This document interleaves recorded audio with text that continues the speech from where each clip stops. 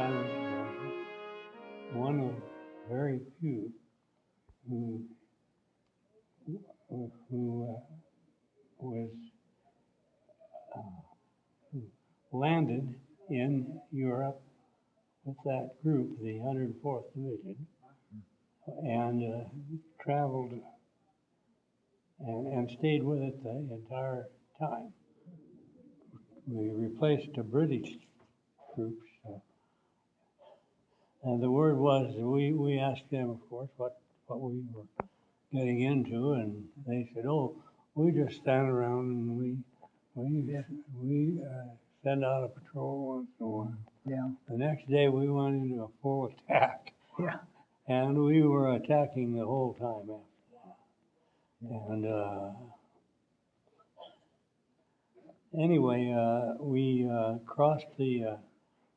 This is a big battle. We crossed the Mark River, which was up the road from after several relatively smaller villages, and at a place called Sgt.Arlen. There were a bunch of us, and we got across out past the village of Sgt.Arlen, and across to a rather substantial dike, and we crossed the dike, and no sooner did we get across than they picked us up with a machine gun nest on the other. Do you need me to do something? On the other end. Okay, and we didn't know what to do. We could not move. Every time we moved our butts, we got fired on, and we talked about it a while, which was all we could do. But anyway, we decided that, and there's more to this, but we decided that we could give it a shot with. We tried a rifle grenade. We got it all lined up. You're an infantry soldier. You know about rifle grenades.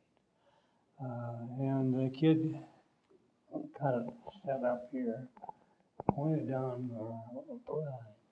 And John Ryan and I were lying in front of that grenade, and he pulled the trigger, and he had put a live round in there instead of whatever they. Yeah. And why we didn't get killed, we never figured because that all the impact of that explosion was supposed to go forward.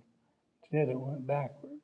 Yeah. And it blew the artillery captain's throat to where he just gurgled, and our battalion commander was hit, and we decided we had to get out of there in spite of everything. So we fired it off in the direction of the machine gun, and of course we didn't hit it.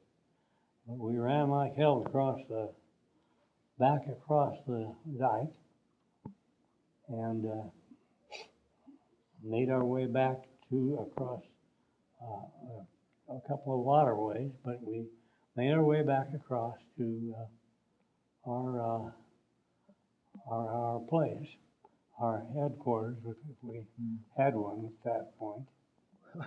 Well, that's kind of interesting. Go ahead. They kind of had planned this thing to cross this Roar River, and they bought up these assault boats, and it was supposed to be, 10 to each one of them, wasn't it? 10 men? 10 or 12. Something like that. Anyway, we did practice in them, but then the Germans, they flooded that river, and that thing turned out to be just a mess, I'm telling you. I think somewhere along the line I read they thought it was traveling about 10 miles per hour. And about 7, 8 feet deep. And here we were with a bunch of men loaded down with ammunition and stuff with a bunch of paddles. Well, Arlen and I, we ended up somewhere or another with just 3 of us. Yeah. We had an ammunition bearer from New York, and he was a big fellow, And I don't know, what do we figure he weighed, 350 pounds with ammo and everything. Well, of course, you know, the water wasn't very deep out of the middle of it. And he got in the boat and sat right in the middle. Well, we couldn't get it pushed in the current.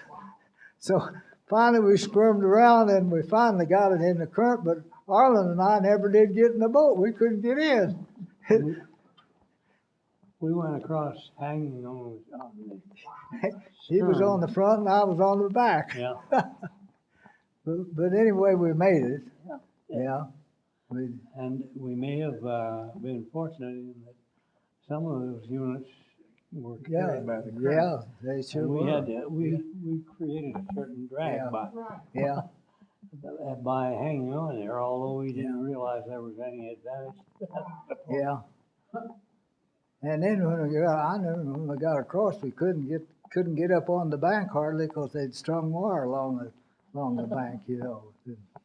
But we finally made it. Yeah, I tell a story with that. I was supposed to be the one that held up the wires. Yeah, right. Yeah. And the last man was supposed to hold up the wires so I could get Yeah. and he didn't. He ran like the devil. Yeah. And I must have been thoroughly frightened because I finally went through there, tore my canteen off the belt, Yeah. which was, you know, pretty well attached. Anyway, we got through that too. No, I interrupted. Then we hit some little towns up there, cleaned them out. We had one assault that was going to take place of an evening, just about dusk, really. Well, the Germans had built some trenches along to this town, so we finally talked the leaders into doing a night deal. So they boxed us in with fire. And I tell you, that was pretty scary because there you could see these shells are going all around you know. Yeah. And we went over that thing without any trouble at all. Well, let's see. Well, then we just started cleaning out little towns then. And it didn't make any difference whether it was night or day. It still worked, you know. And that's where we got to this big house, this two-story house. And we hadn't had anything to eat for, what, a day and a half or 2 days, wasn't it? Oh, yeah, Something like that. And Then we got peanut butter sandwiches, but we didn't get to eat them because here come the Germans with the counterattack. So we ran upstairs. And I think what really drew the excitement, we had a tank right outside our door. I don't know whether we were supposed to protect it or not, but the tankers were all gone. Yeah. Anyway, and the Germans, they just come and went all night long. And we just was tossing out grenades out the window at them, you know. And that's when we tried to decide what we was going to do if they come upstairs. Yeah, and speaking of old German, I was next to the stairwell, and Frank Letcher was out there, and we were all trying. We hadn't slept for what, 3 days? Yeah.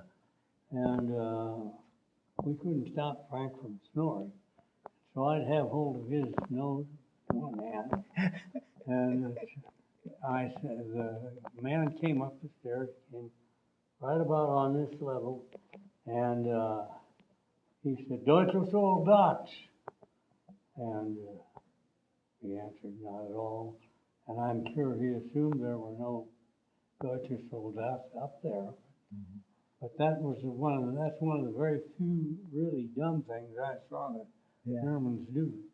But anyway, we spent most of the night throwing grenades out. We sure did. And then after we ran out of grenades, the Germans started coming down the street, click, click, click, click, and carrying off their casualties. And we thought we were the last Americans left in that town. The name of that town was Arnoldsweiler. And we finally, in the morning, it was daylight, we heard a 30 caliber machine gun off somewhere, and we thought, my God, we've made it. And so we rushed down the stairs, and there were only 2 Germans or 3 left in the lower level, and they were wounded badly. Yeah. And so we got out of that with more luck than sense, I suppose. We'd run like the devil, and there was an 88 up in the church steeple. Yeah. And you couldn't hardly stick your head out what that 88 wasn't come down at. Yeah. They were pretty wicked.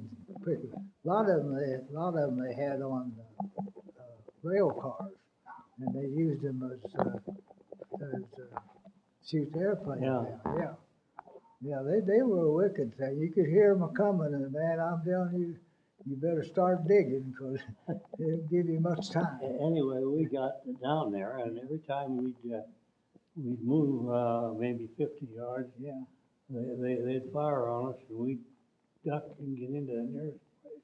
Yeah. And then we'd go again, and finally we got down probably 300-400 yards down. Right. And there was a house there with 4 cement steps leading into it. And Davis was ahead, and he got in, and I was right behind him, and right behind me, that damned 88 took out all 4 steps. Yeah. And blew me across the room. And that's one of those occasions when, you know, I had enough scratches to have got a Purple Heart, but never reported it. Yeah. But anyway, we got back, and after we got Cologne captured, we went down and we crossed the Rhine River in the Remagen area. We did. And then we took up we split what they call the Rohr Pocket.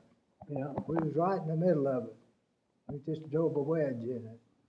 And it went pretty fast, really. I mean, you know, we moved right along. And that was, of course, the Germans they pretty well had give up at that point. We got to worry one morning after we had crossed after we had crossed the Rhine, that we had 385,000 Germans in the pocket. Something like that. And that was a shock. Yeah. And but prior to that, we had crossed. On the bridge, you know, the Remagen Bridge. You'll read about that. And we were probably the second group across there. Something like that, I think. And it took a couple of days to get there. You know, I've been in that place since, and there were 2 towers, one on each end of the bridge, and we ran the Germans out of our end, and that pretty well convinced them they weren't going to give us much trouble.